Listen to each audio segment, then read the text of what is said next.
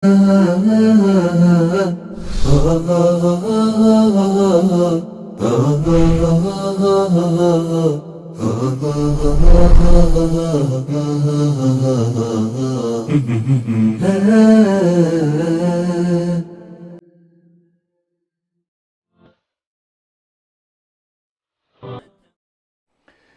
الله الرحمن الرحيم.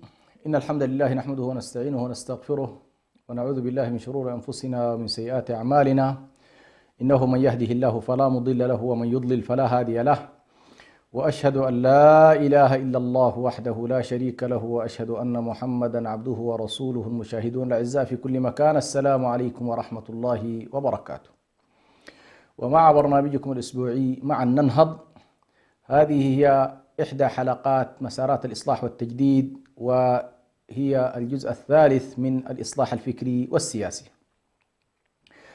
كنا قد تحدثنا في الحلقتين الماضيتين في موضوع الإصلاح السياسي والفكري عن أهم الشخصيات التي ساهمت في مسارات الإصلاح والتجديد والنهضة في واقعنا المعاصر، وعلى في نهايات القرن التاسع عشر بدايات القرن العشرين، لأن هذه المرحلة هي مرحلة مفصلية من تاريخ الأمة، ذلك بأنها تفككت فيها بنية الدولة الإسلامية المركزية اللي هي الخلافة العثمانية، وعلى إثرها تشكل الواقع السياسي المعاصر الذي تأسس على واقع الدويلات القطرية المتنافرة والمتناثرة التي تكتسب سلطتها إلى حد كبير من الخارج، ولا تعبر إلى حد يعني مرضي عن تطلعات شعوبها، ولا تعبر بشكل واضح كذلك عن السيادة حتى الوطنية لشعوب هذه المنطقة.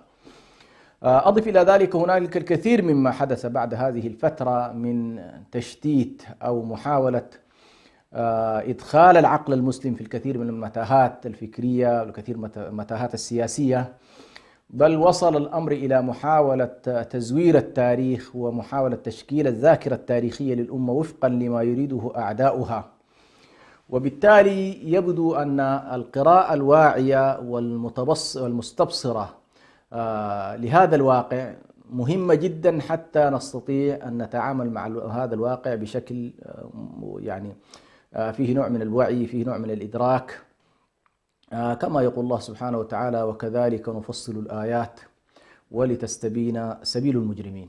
تحدثنا عن رموز الإصلاح في هذه الفترة من خلال الحديث عن جمال الدين الأفغاني، والحديث كذلك عن الإمام محمد عبده، وتحدثنا كذلك شيئا ما في الحلقة الماضية عن الشيخ محمد رشيد رضا، وهو من الشخصيات المهمة جدا في تاريخ النهضة الحديث، نهضتنا الحديثة، وكذلك من رموز التيار الإصلاحي عموما في هذه الفترة.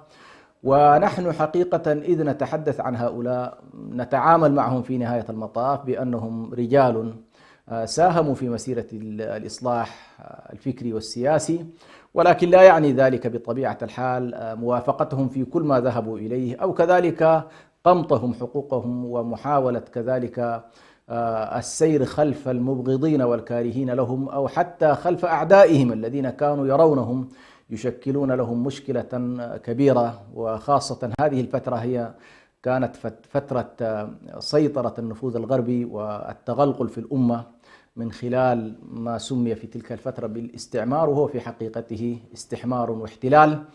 فما كنا نتوقع حقيقة من رموز النضال والجهاد والمقاومة والإصلاح الفكري والسياسي أن يصوروا في أدبيات تلك المرحلة وفي وثائق تلك المرحلة، وخاصة من يكتب التاريخ والمنتصر. ما كنا نتصور أصلا أن يظهر هؤلاء بأنهم رموز إصلاحية بقدر ما سيظهرهم لنا بصورة مغايرة تماما. لكن للأسف سارت في هذا الركب أيضا في ركاب هذه المقولات الناقدة التي تقمط حق هؤلاء بعض الأقلام الخيرة حقيقة، والتي هي جزء في نهاية المطاف من الحالة الإسلامية، ولكن لم تكن من الجهات المدققة والمحققة فيما يتعلق بالقراءة المستبصرة لهذه المرحلة. تحدثنا في الحلقة الماضية عن الشيخ محمد رشيد رضا من خلال كتابه المنار، تفسير المنار، وكنا قد تحدثنا عن كتاب المنار وأفكار كتاب المنار وكيف تأسست هذه الأفكار من فترة جمال الدين ثم محمد عبده ثم رشيد رضا، وهو الشخص الذي عبر بشكل واضح وسلس عن هذه الأفكار وحاول أن ينزلها في كتاباته ويكمل التفسير الذي بدأه الإمام محمد عبده. وذكرنا أيضا ما تناوله هذا الكتاب من عملية السنن الكونية، كيف تكون عملية نهضة الأمم، كيف تكون عملية سقوط الأمم، كيف تضعف الأمم، كيف تضمحل، ما هي عوامل سقوطها، ما هي عوامل ضعفها، ما هي عوامل تشتتها.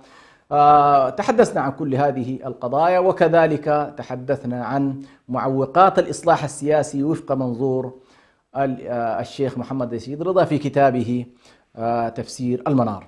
نتحدث اليوم بإذن الله تبارك وتعالى عن أهم القضايا الفكرية والسياسية التي تناولها وركز عليها صاحب تفسير المنار. حرصت حقيقة أن أخذ منها 5 قضايا، وهي حقيقة فيها يعني أجزاء كثيرة جدا من القضايا التي يمكن أن تندرج معنا في موضوع الإصلاح الفكري والسياسي، ولكن طبيعة البرنامج وعدم إرادتي أن يكون هنالك توسع كبير في هذا الموضوع، قصدت أن نركز على جملة من القضايا الفكرية والسياسية التي انطلقت من تلك المرحلة ولا زالت إلى يومنا هذا مؤثرة. هذه القضايا الفكرية وهي ساحة جدل، وأنا إذ أطرح هذه الأفكار والأطروحات بطبيعة الحال ليس بلازم أن أبين بالتفصيل وجه الصواب أو وجه الخطأ فيها، وهي عموما هي جزء كبير منها قد يكون محل اتفاق وجزء بسيط منها محل اختلاف، ولكن المهم هو أن نبرز أن الأفكار الأساسية لرواد الإصلاح وطبيعة هذه الأفكار وتأثيرها إلى يومنا هذا يمكن هذا هو الهدف من سياق الحديث الذي إن شاء الله نسوقه اليوم. هنالك جملة من القضايا، أهم قضية ركز عليها صاحب المنار هي قضية الحاكمية لله سبحانه وتعالى. طبعا إذا أردنا أن نتحدث عن موضوع الحاكمية في كتاب الله سبحانه وتعالى فسنجد أن المفردة واسعة جدا، وفيها الكثير من الآيات في كتاب الله سبحانه وتعالى التي تبين أن الحكم لله، وإن الحكم إلا لله، أمر أن لا تعبدوا إلا إياه، له الحكم له الخلق والأمر، ألا له الخلق والأمر، ومن لم يحكم بما أنزل الله فأولئك هم الكافرون، ومن لم يحكم بما أنزل الله فأولئك هم الظالمون، ومن لم يحكم بما أنزل الله فأولئك هم الفاسقون، أفحكم الجاهلية يبغون ومن أحسن من الله حكما لقوم يوقنون، إلى غير ذلك من النصوص التي هي حقيقة تشكل منظومة متواترة حول التركيز على أن يكون الحكم لله سبحانه وتعالى. هنا لست الآن بصدد الخلاف الذي حقيقة تدخل فيه كثير من الاتجاهات في محاولة ربما لإخراجنا من المسار الحقيقي الذي نريد، وهو أن فكرة الحاكمية لله هي فكرة أصيلة في العقيدة الإسلامية، سواء أدرجناها ضمن مفهوم الربوبية أو أدرجناها ضمن مفهوم الألوهية. يعني ليست المشكلة، هي أقرب إلى أن تكون جزء من الربوبية، فالرب بطبيعة ربوبيته فهو حاكم، أو أنها حق من حقوق الإله، فالله سبحانه وتعالى بألوهيته كما أننا ندعوه ونستغيث به ونتوكل عليه وكذا أيضا نتلقى منه التشريع، وهو الحاكم في حياتنا. ونحن عندما نتحدث عن مفهوم العبادة قلنا بأننا نتحدث عنه من مفهوم واسع جدا بما فيه مفهوم الدعاء، مفهوم الطاعة، مفهوم الإرادة، مفهوم المحبة. فنلاحظ هنا مفهوم الطاعة هو يدخل فيه عموما موضوع الحاكمية، أو هو مفهوم الحاكمية وأن يكون التشريع لله سبحانه وتعالى. هنا نلاحظ مسألة مهمة جدا لا بد من الالتفات إليها. بعض الذين يعني يكتبون عن موضوع الحاكمية يتصورون بأن فكرة الحاكمية هي فكرة حديثة ركز فيها سيد قطب عليه رحمة الله، متأثر بأبي الأعلى المودودي في الهند وباكستان، وبالتالي يعني زج المفكرون المعاصرون هذه القضية في واقعنا المعاصر ولم تكن تأخذ ذاك الحيز الكبير. ولكن هذه مسألة ليست صحيحة، فالحاكمية عموما هي لها جذورها في كتاب الله، لها أصولها في كتاب الله وسنة النبي صلى الله عليه وسلم. بل أي إنسان له علاقة بعلم الأصول، بعلم أصول الفقه، سيلاحظ بأن من أبواب الأصول الحقيقية والأبواب المهمة جدا مسألة الحاكم والمحكوم والحكم المحكوم عليه، فهذه ستجدها دائما في أبواب أصول الفقه مثلا، بدءا من أول كتاب وهو كتاب الرسالة سنلاحظ فيه مسألة الأمر ولمن يكون الأمر، وهذه المسائل على كل أبسط إنسان له علاقة بسيطة بكتب الأصول يدرك أنها فكرة أصيلة ليس في جزئيات الفقه ولكنها في أصول الفقه. وبالتالي من الخطأ جدا أن نتصور بأن فكرة الحاكمية لله هي فكرة طرحت مع سيد قطب عليه رحمة الله أو مع أبي الأعلى المودودي. صحيح هؤلاء تبنونها وأظهروها بشكل كبير وكتاباتهم هي المتواجدة أمامنا، لكن هذه الفكرة ركز فيها بشكل كبير جدا الشيخ محمد رشيد رضا. والسبب في ذلك في تلك اللحظة التاريخية كان العالم الإسلامي يواجه اجتياحا واسعا من الحالة العلمانية ومن المناداة بتنحية الشريعة الإسلامية، وظهرت هذه المسألة في تركيا من خلال تركيا اللي هو الاتحاد والترقي، المجموعة العلمانية المتطرفة هنا في تركيا في ذلك الوقت، وظهرت كذلك مع بعض الكتاب القوميين العرب والأكثرية منهم كانوا نصارى، فما كان يروق لهم فكرة الحاكمية الإسلامية أو فكرة أن يكون الإسلام هو حاكم، وأرادوا أن يجروا بشكل أو آخر مسألة العلمانية الغربية إلى واقع الأمة. فكان طبيعي جدا أن محمد رشيد رضا يحاول أن يواجه هذا المفهوم ويتصدى لهذا المفهوم، مفهوم العلمانية، وبالتالي ركز بشكل كبير جدا على هذا الموضوع. ولعل من أكثر الوقفات التي وقفها الشيخ محمد رشيد رضا في سورة المائدة مع الآيات الثلاث: ومن لم يحكم بما أنزل الله فأولئك هم الكافرون الظالمون الفاسقون. وبين بشكل واضح الشيخ محمد رشيد رضا هذا الموضوع وفصله بشكل كبير، وبين بأن من استحل الحكم بغير ما أنزل الله بغض النظر استحل هذا الأمر فيقول لا نزاع في كفره. الذي يرى بأن الله يحق لنا ويجوز لنا أن نحكم بغير شريعة الله سبحانه وتعالى فإنه يقول هذا خرج من ملة الإسلام ولا علاقة له بالإسلام. أما من يرى بأن والله شريعة الله هي الأعدل والأحكم والأصلح ولا ينكرها، ولكنه مع ذلك يقع في بعض الأحكام ظلما، كما يتقدم مثلا شخصان إلى القاضي فيميل لأحدهما دون الآخر ظلما، فهذا يقول يكون ظالما ولا يكون كافرا، وهكذا. فعلى كل الشيخ رشيد رضا يحاول أن يبين بأن أولا ما يهمنا فيها ليس الآن قضية التكفير من عدمه، ولكن ما يهمنا فيها هو أن فكرة الحاكمية فكرة مركزية بالنسبة للشيخ محمد رشيد رضا. الأثر المهم جدا هنا عندنا في الإطار الفكري والسياسي هو أننا سنلاحظ رواد الإصلاح كلهم جميعا تقريبا لم يكن هنالك فيهم من ينادي بتنحية الشريعة عن الحياة، أو هنالك من ينادي بأن والله الإسلام لا يصلح لواقعنا، أو يقول بأن العلمانية هي الحل. لم يكن هذا بأي شكل من الأشكال وارد بالنسبة لرواد الإصلاح. محمد جمال الدين الأفغاني، محمد رشيد رضا، الإمام محمد عبده، كل هؤلاء، وسيأتينا إن شاء الله أيضا الكواكبي، كل هؤلاء كانوا يتحدثون عن مسألة حاكمية الشريعة. وهنا لا بد أيضا أن أنبه إلى أن تركيزهم على هذه القضية لها علاقة، مسألة حاكمية الشريعة لها علاقة بفكرة الشرعية نفسها في النظام السياسي الإسلامي. فالنظام السياسي الإسلامي لو أردنا أن نقول بأن والله لا بد له من أركان، فهنالك ركنين أساسيين لا يمكن الاستغناء عنهما. الركن الأول حاكمية الشريعة، والركن الثاني سلطان الأمة. يعني حاكمية الشريعة من خرج عن حاكمية الشريعة فيكون كافرا، ومن خرج عن سلطان الأمة يكون مستبدا، وكلا الأمرين يفقد الإنسان شرعيته في السلطة. وبالتالي حتى الذين في التاريخ الإسلامي قاتلوا وخرجوا على السلطان ما خرجوا لأن والله هؤلاء السلاطين الذين خرجوا عليهم أمثال يزيد وغيره مثلا ما أرادوا تحكيم شرع الله أو نحوا الشريعة عن الحياة أو أتوا بتشريعات مخالفة لشرع الله. كل ما كان في الأمر هو أن هؤلاء جردوا الأمة من سلطانها، سلبوا الأمة حقها في الحكم، وبالتالي خرجوا عليها أمثال بدءا من الحسين عليه الحسين رضي الله عنه، وعبد الله بن الزبير والقراء وغيرهم. على كل هؤلاء الذين كان في التاريخ الإسلامي يعني يخرجون على فكرة التوريث، كان السبب فيها هو موضوع سلطان الأمة. فعلى كل مسألة حاكمية الشريعة ركن أساسي جدا في شرعية السلطان وفي شرعية كل سلطة قائمة في هذه البلدان. فمتى ما نحت الشريعة عن الحياة فإنها تفقد شرعيتها في المنظور الإسلامي، وبالتالي فقد ركز يعني الشيخ محمد رشيد رضا على هذه المسألة. الفكرة الثانية التي تأخذ أيضا حيزا مهما جدا في رواد الإصلاح من أولهم إلى آخرهم مسألة الشورى، وسنلاحظ هذه المسألة عند الكواكبي ونلاحظها كذلك عند جمال الدين عند رشيد رضا.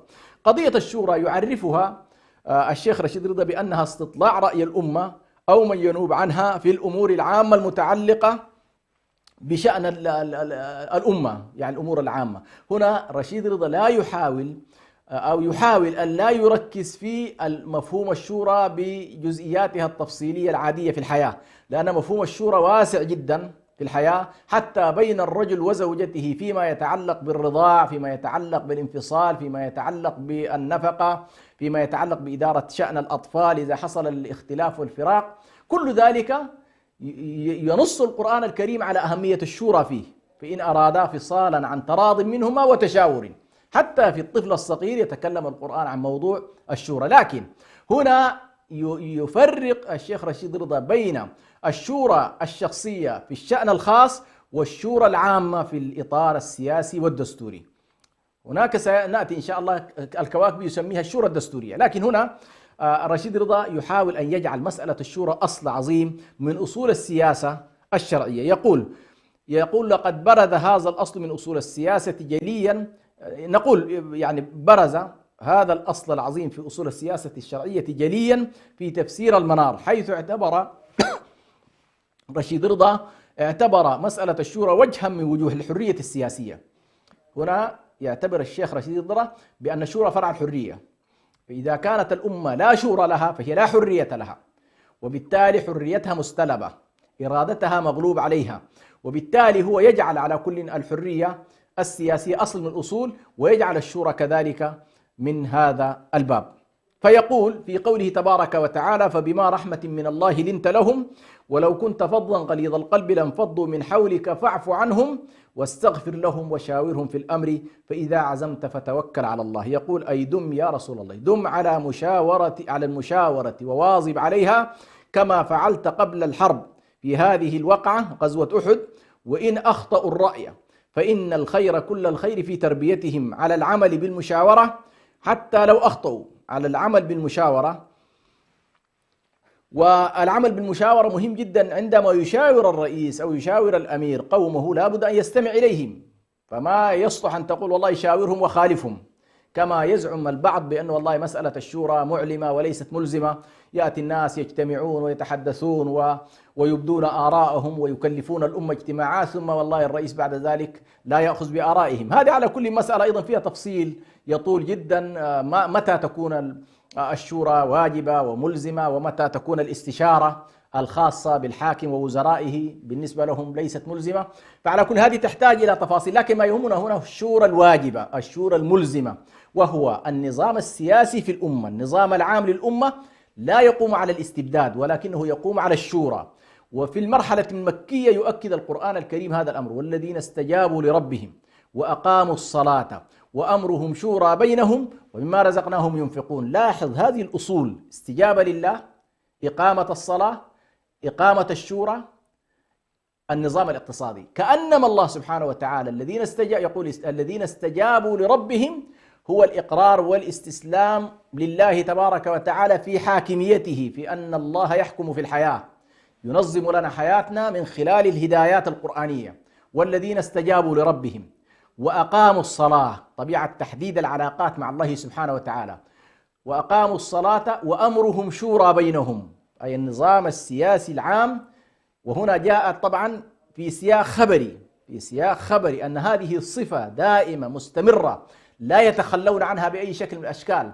فهنا لا يمكن الشورى أن تنحى عن حياة المسلمين. الذين استجابوا لربهم وأقاموا الصلاة وأمرهم شورى بينهم ومما رزقناهم ينفقون، فيها النظام المعرفي العام والاستجابة لله تبارك وتعالى في كل شيء، ثم إقامة الصلاة، النظام السياسي من خلال الشورى، النظام الاقتصادي القائم على الإنفاق وعلى الزكاة وعلى التكافل بين المسلمين. إذن هذه أصول نزلت في المرحلة المكية، فصلت بعد ذلك في المرحلة المدنية من خلال مثل هذه الآيات: فبما رحمة من الله لنت لهم ولو كنت فظا غليظ القلب لانفضوا من حولك فاعف عنهم واستغفر لهم وشاورهم في الأمر.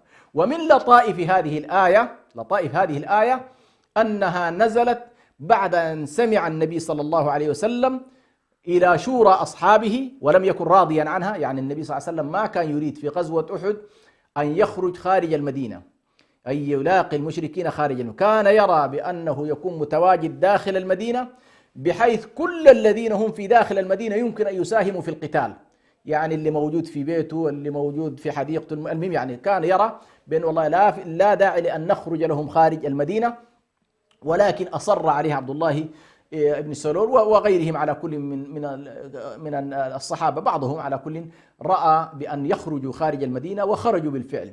كانت نتيجة هذه الشورى الهزيمة في أحد. فكان يمكن لو حصلت الآن في زماننا لقلنا والله يا أخي النتيجة بتاعت الشورى كارثية، واستماع الرأي بتاعت الشعوب مشكلة. هذه الشعوب غير ناضجة، غير واعية، علينا نحن النخبة أن نحدد لها مصلحتها ومسارها ومستقبلها، ونحدد لها ماذا تأكل وماذا تشرب ولماذا تستمع ولمن تستمع من الأشخاص، وما هي الموسيقى التي ترغب فيها، وما هي الأغنيات التي تحبها. نحن من نحدد كل ذلك في إطار نظام شمولي. لماذا؟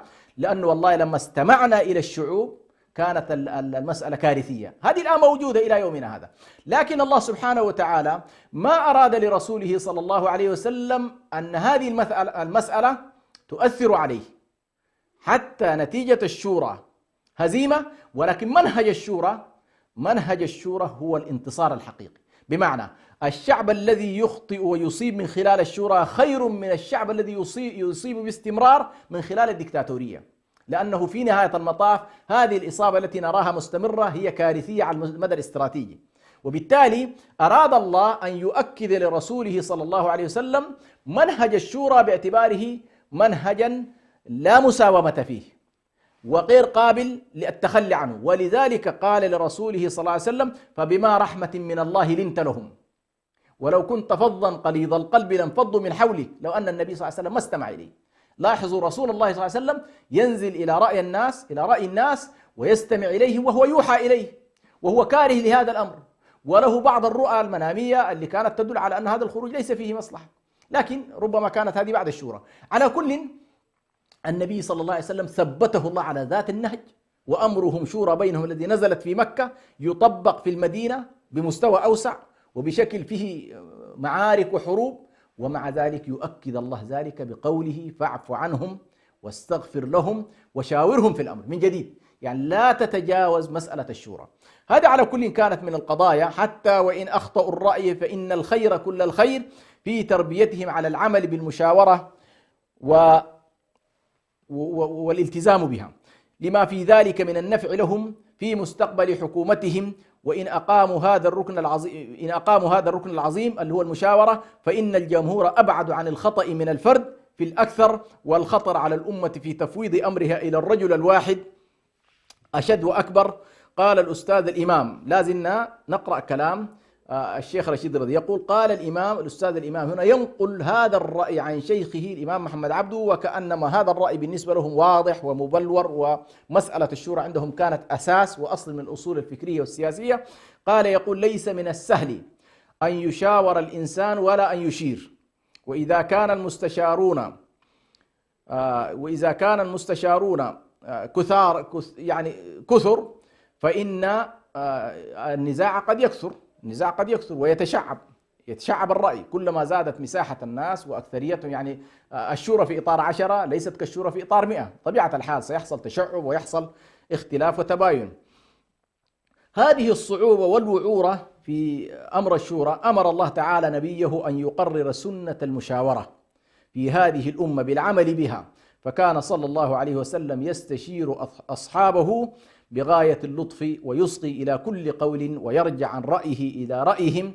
وليس عندي عن الأستاذ في هذه المسألة غير هذا، يعني هو ينقل الآن عن شيخه محمد عبده، يقول بأن الإمام محمد عبده كان يؤكد على مسألة الشورى، وأن النبي صلى الله عليه وسلم طبقها في واقع حياته، وطبقها أصحابه من بعده، خاصة الخلفاء الراشدين أقاموا نظامهم على الشورى وأقاموا أمرهم على الشورى، وهذه الصفة ملازمة للمجتمع المسلم. متى ما رأيت المجتمع المسلم تخلى عن الشورى في نظامه العام، نظامه الاجتماعي، نظامه السياسي، نظامه الاقتصادي، النظام العام في حياته، فإنه قد تخلى عن صفة أصيلة من صفات المجتمع المسلم. فالرسول عليه الصلاة والسلام كما يرى صاحب المنار كان دائم التركيز على إقرار منهج الشورى بين المسلمين، وغرس بذورها فيما بينهم، وعلى ضرورة الالتزام بقرار المشورة حتى لو كانت النتيجة ما كان يوم أحد، لأن النتيجة لم تثني النبي صلى الله عليه وسلم من معاودته للشورى، ولم تمنعه من خوض غمارها من جديد، لأن غيابها يعني الاستبداد والتسلط في الرأي والفعل، ولا خير طبعا بطبيعة الحال، لا خير في التسلط. النبي صلى الله عليه وسلم نفى الله عنه عليه الصلاة والسلام، نفى عنه الجبروت، لست عليهم بجبار، لست عليهم بمسيطر، نفى عنه السيطرة، نفى عنه الجبروت، نفى عنه الإكراه، أفأنت تكره الناس حتى يكونوا مؤمنين. فالنبي صلى الله عليه وسلم كان يعني شوريا في دعوته، شوريا في سياسته، شوريا في دولته، شوريا في مرحلته المكية، شوريا في مرحلته المدنية. هكذا عاش رسول الله صلى الله عليه وسلم، وهكذا ينبغي أن يعيش المسلمون. نذهب فاصل ونعود بعد قليل، فكونوا معنا.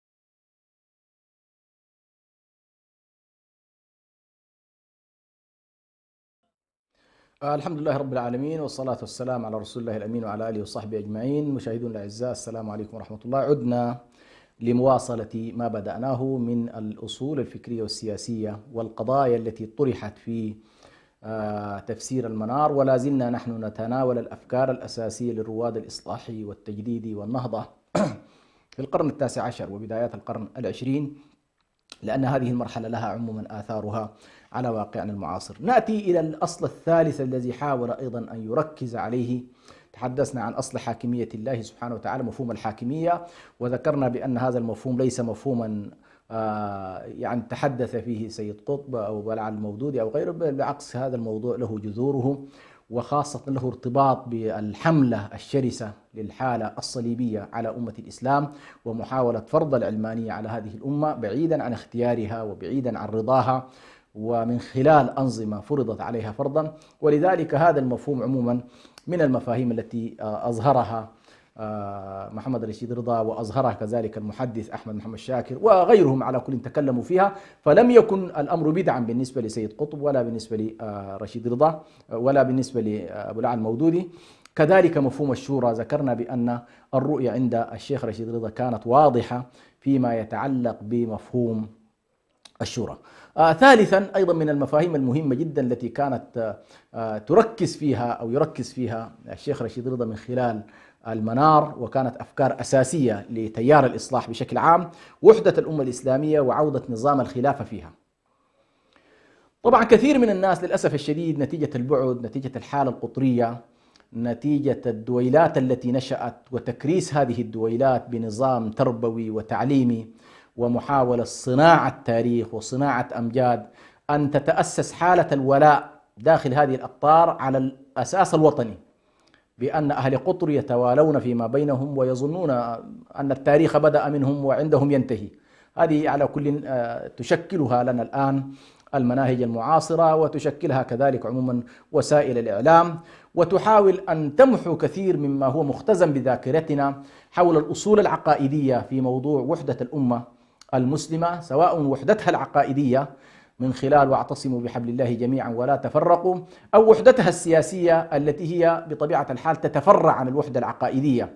فالأمة تقيم يعني العلاقة الإيمانية والأخوة الإيمانية والترابط الإيماني عندما تتوسع دائرة المؤمنين، بطبيعة الحال سينعكس هذا الأمر على إقامة نظامهم السياسي.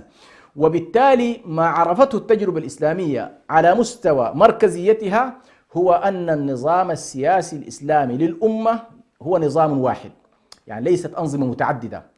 ولا يحتج هنا بطبيعة الحال بأنه والله قامت دولة في الأندلس أو قامت دولة في المغرب أو قامت دولة في الهند، لا يحتج بذلك، لأن هذه كلها تعتبر حالات شاذة وقواعد شاذة خارجة عن الأصل الذي نتكلم عنه، وهو من لحظة وفاة النبي صلى الله عليه وسلم إلى سقوط الخلافة كل فقهاء المسلمين مجمعون على أن أهم أصل من أصول النظام السياسي في الإسلام وحدة الأمة.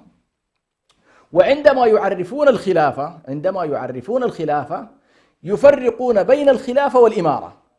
فالإمارة يمكن أن تقوم في أي مكان، دولة من الدول، قطر من الأقطار، سلطنة من السلاطين، يمكن أن تقيم إمارة وتحكم فيها في نطاق جغرافي محدد. ولكن الخلافة عندما يعرفونها يقولون بأنها رئاسة عامة وزعامة تامة على الخاصة والعامة، فهي عبارة عن النظام الذي يجمع الأمة بمجموعها. هذا هو الأصل.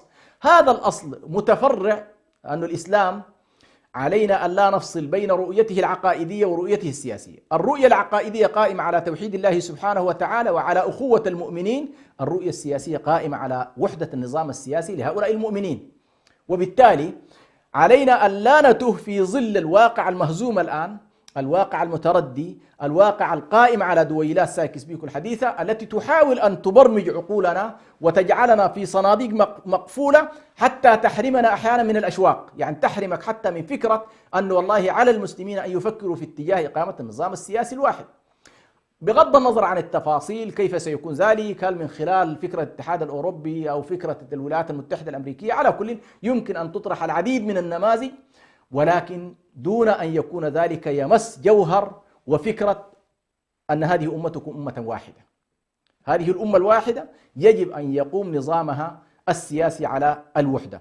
يعني النبي صلى الله عليه وسلم كان يبين قضية أن تعتصموا بحبل الله جميعا ولا تفرقوا وأن تناصحوا من والله الله أمركم. فهذه كانت أصول عقائدية وأصول كذلك سياسية بالنسبة للأمة، وكذلك أصحاب النبي صلى الله عليه وسلم. ولذلك لو كانت فكرة التعدد في الولايات وفكرة التعدد في الأئمة كانت واردة وقائمة لما تقاتل الصحابة رضوان الله عليهم، لما تقاتل علي مع معاوية. لماذا؟ كان يمكن أن يقال والله يا معاوية أنت أحكم الشام وأنا أحكم الحجاز والعراق وليست هنالك مشكلة، فلنبدأ التعدد من هنا. لكن الصحابة رضوان الله عليهم كانوا يرون بأن الأصل في الأمة إقامة النظام السياسي الموحد الجامع، لأننا نلاحظ الآن من خلال فكرة التعدد تبدأ عملية التدخل، عملية النفوذ الأجنبي، عملية التغلغل، الدخول بالأطراف. دولة لا تشكل في جغرافيتها ولا في شعبها نفوذا سياسيا حقيقيا، إذا بها تعقد اتفاقيات مع كبريات الدول ثم تجلب على الأمة البلاء وتجلب عليهم الويلات، وتحت حجة أنه والله هذه دولة مستقلة ذات سيادة عضو في الأمم المتحدة وهكذا. هذه الإشكالية على كل كانت حاضرة عند رواد الإصلاح، وخاصة الشيخ محمد رشيد رضا يرى صاحب المنار أن وحدة الأمة الإسلامية من أهم ما ينقصها، يعني كان يرى أنه أهم ما ينقص الأمة هي وحدتها، وأنه لا عذر لها في هذه الفرقة وهذا الاختلاف. هكذا كان يعني يقول لا عذر لها في هذه الفرقة وهذا الاختلاف، وهي بهذا الصنيع تخالف النصوص القرآنية والأحاديث النبوية التي تدعو إلى التوحد. يقول رشيد رضا في تفسير قوله واعتصموا بحبل الله جميعا ولا تفرقوا، يقول وإنما الاجتماع هو نفس الاعتصام، فهو يوجب علينا أن نجعل اجتماعنا ووحدتنا بكتابه عليه نجتمع وبه نتوحد. يعني يقول عندما يأمر الله سبحانه وتعالى بالاعتصام بكتابه وفي نفس الوقت يأمرنا بعدم التفرق، هذين الأصلين هما مدار وأساس لمسألة إقامة النظام السياسي الإسلامي. يقول وبه نتوحد لا بجنسيات نتبعها، يقول لا بجنسيات نتبعها ولا بمذاهب نبتدعها ولا بمواضعات نضعها ولا بسياسات نخترعها، ثم نهانا عن التفرق والانفصام بعد هذا الاجتماع والاعتصام لما في التفرق من زوال الوحدة التي هي معقد العزة والقوة، وبالعزة يعتز الحق فيعلو في العالمين، وبالقوة يحفظ هو وأهله من هجمات المواثبين وكيد الكائدين. إذن الصورة واضحة عند الإمام الشيخ محمد رشيد رضا في ضرورة وأهمية أن هذه الأمة عليها أن تتحد. وبالتالي هنا نلاحظ يعني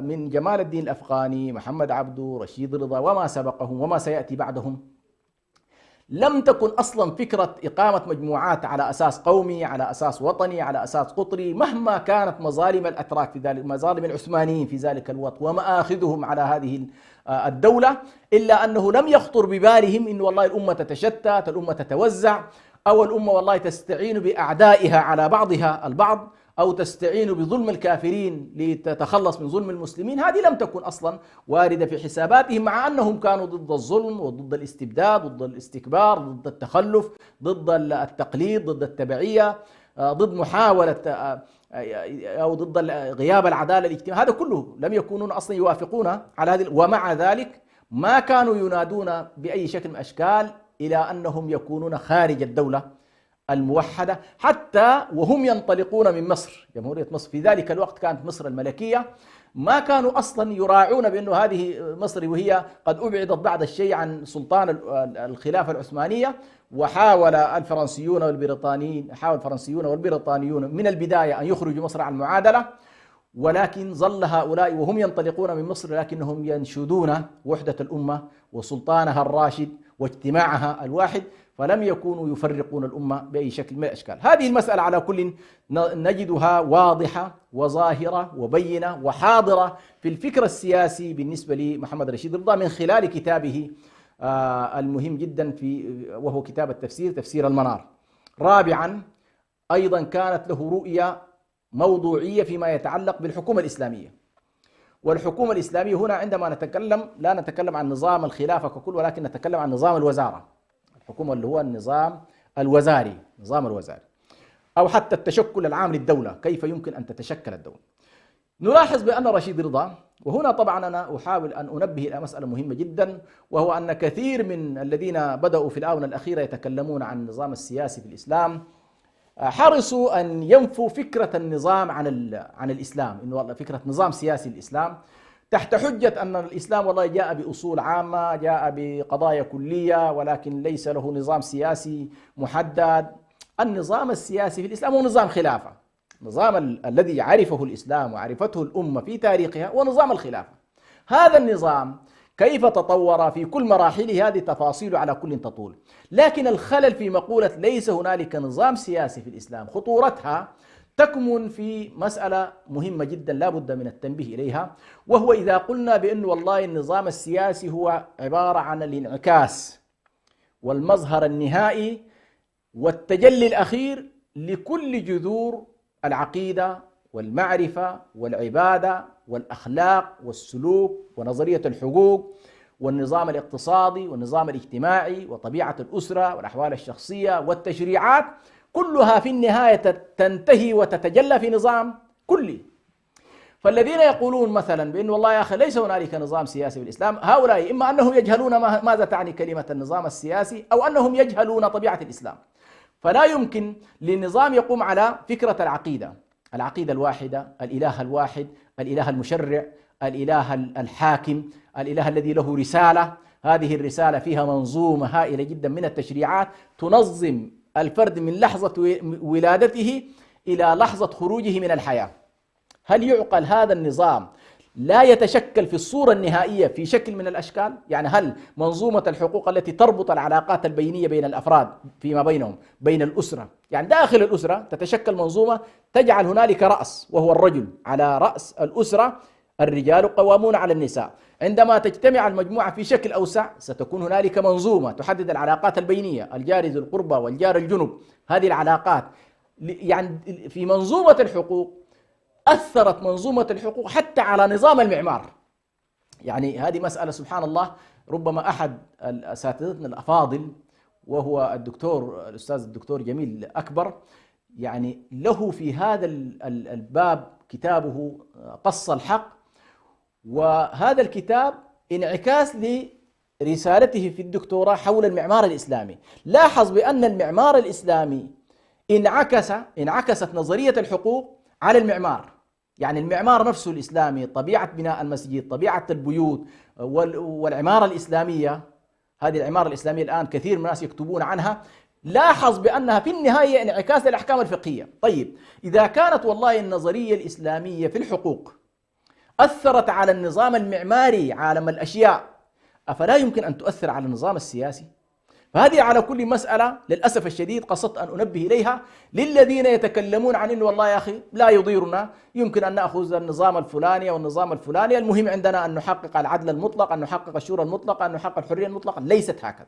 النظام الإسلامي إذا أخذنا به بدءا من أساسه وأصوله سينعكس لنا في إطار نظام سياسي كلي، منظومته الكلية منسجمة، منظومته الفوقية منسجمة مع المنظومة التحتية، الإطار الأفقي متسق مع الإطار الرأسي. وبالتالي من الصعب جدا أن نقول هنالك نظام عقائدي في الإسلام، نظام اقتصادي في الإسلام، نظام اجتماعي في الإسلام، ثم نقول والله ليس هنالك نظام سياسي في الإسلام. هذا تناقض ليس صحيحا. وبالتالي النظام السياسي هي حالة التنظيم الكلي لهذه الجزئيات أو التفريعات، تتشكل في النهاية في شكل نظام كلي عندما تجتمع الأمة بمجموعها.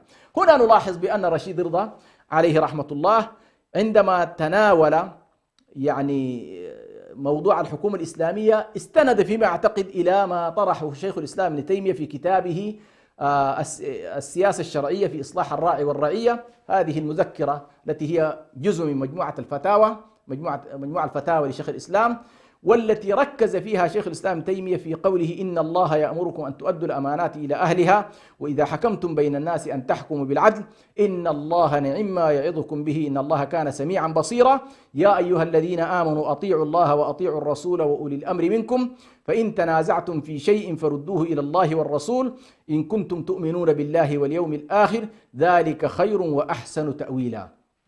شيخ الإسلام ابن تيمية عليه رحمة الله عندما كتب كتابه السياسة الشرعية في إصلاح الراعي والرعية جعل هذه الآية مرتكزه، واعتبر بأن السياسة كلها تقوم على أمرين: تقوم على أداء الأمانات إلى أهلها، وعلى أن نحكم بين الناس بالعدل.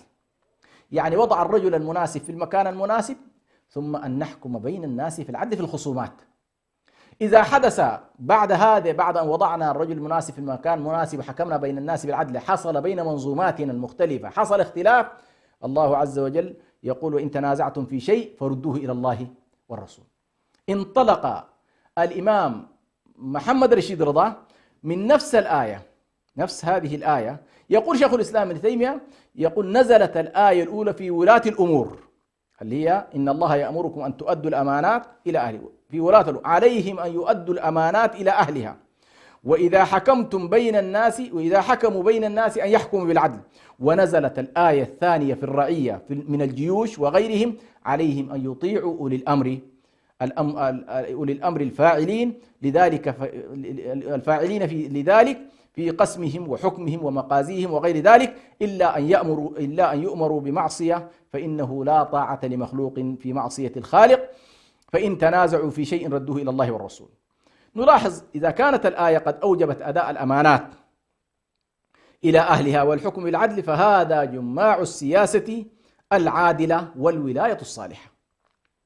على كل شيخ الإسلام فصل في هذا الكتاب تفصيل رائع جدا يحتاجه كثير من الناس، ولكن أنبه هنا إلى أن الآية يعني إن الله يأمركم أن تؤدوا الأمانات إلى أهلها، ذهب شيخ الإسلام إلى أن هذه نزلت في الأمراء عليهم عندما يعينون الأشخاص يضعون الرجل المناسب مكان. لكن أقول مع احترامنا وتقديرنا لشيخ الإسلام ابن تيمية، لكن الآية أعم من أن تكون نازلة فقط في أولي الأمر من الناس أو نازلة في الحكام.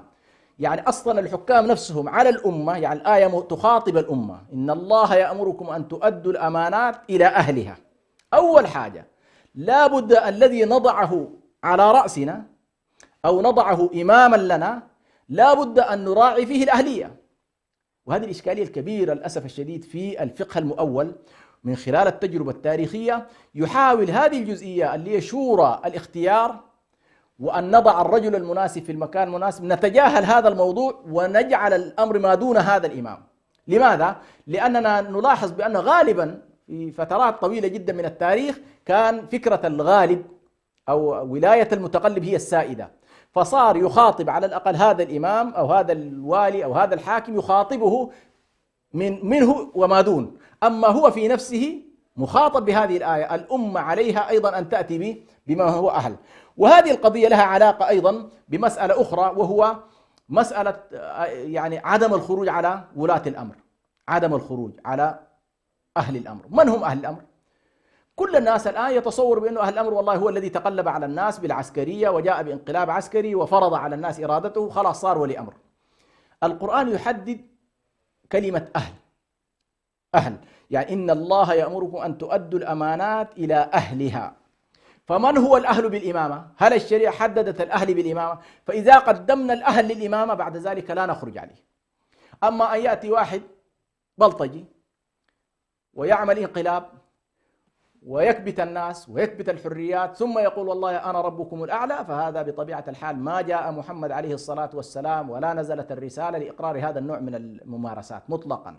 وبالتالي هنا أقول بأن شيخ الإسلام يعني وإن كان هو لعله راعى بأنه يكتب لحاكم، هو في نهاية المطاف ليس حاكما منتخبا ولم يأتي بشورى، ولكنه يريد من هذا الحاكم أن يطبق ما يستطيع في هذا الاتجاه. وبالتالي نقول بأن الأهلية تراعى في اختيار الحاكم، ثم يراعي الحاكم في اختيار وزرائه إلى أدنى مستوى في النظام التنفيذي. يجب أن يكون يوضع الرجل المناسب في المكان المناسب تحت قوله إن خير من استأجرت القوي الأمين.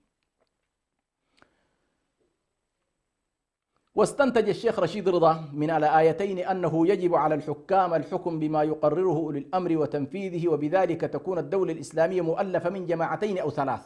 هنا ما جاء به محمد رشيد رضا في فكرة الحكومة الإسلامية اللي هي فكرة تقسيم السلطات، وإن كانت هذه الفكرة ربما أيضا روعيت في التاريخ الإسلامي فيما يتعلق بأهل الحل والعقد وأهل الشورى وولاية التفويض وولاية التنفيذ وغيرها. على كل النظام أو التجربة الإسلامية فيها الكثير مما يمكن أن يدل على هذه المسألة، ولكنها بلورت بشكل واضح جدا في النظرية التي طرحها لعله مونتسكيو، الذي طرح فكرة الفصل بين السلطات، سلطة تشريعية وسلطة تنفيذية وسلطة قضائية.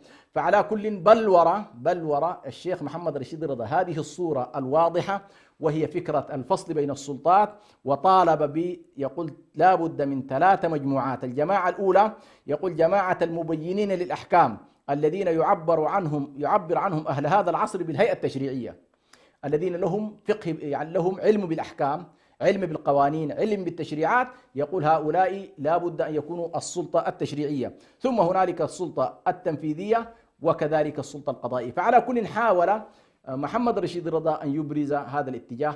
أخيرا أختم بجزئية مهمة جدا وهي القضية الخامسة، موقف أيضا رشيد رضا ومجموعته الإصلاحية من مسألة الحضارة الغربية من وجهة نظر صاحب المنار، حيث كان ينبغي يقول أن لا يكون الرفض المطلق لها، بل لا بد وأن ننتقي من حضارتهم ما ينهض بحضارتنا ويوقظ أمتنا من قفوتها، حتى لو تطلب هذا العمل الانخراط معهم في سلك العمل السياسي، على أن لا يكون لذلك حكم الديمومة بل على سبيل المصلحة والضرورة. فعلى كل الشيخ محمد رشيد رضا مما تميز به، وهذه إن شاء الله يعني أحاول ربما أن أتناولها في سياق لاحق إن شاء الله، كانت له رؤية واضحة من مسألة الحضارة الغربية وكيف يمكن أن نحافظ على أصالتنا من جهة، ونسعى إلى الاستفادة مما عند الغرب من حكمة ومن إنتاج علمي ومعرفي ونهضة تكنولوجية وتقنية، دون أن يكون ذلك على حساب هويتنا وعقيدتنا وثقافتنا. على كل نكتفي بهذا القدر إن شاء الله، ولنا بإذن الله سبحانه وتعالى تتم في هذا الموضوع في وقت لاحق. والسلام عليكم ورحمة الله وبركاته.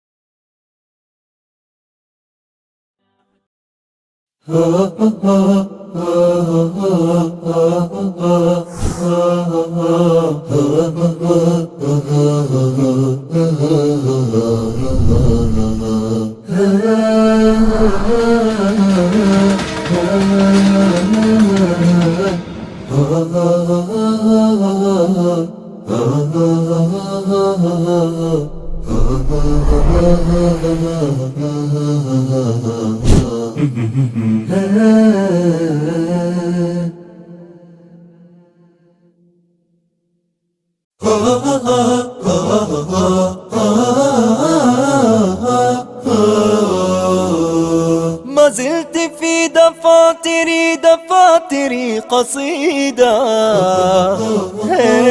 وفي ظلال أعيني كشمعة جديدة.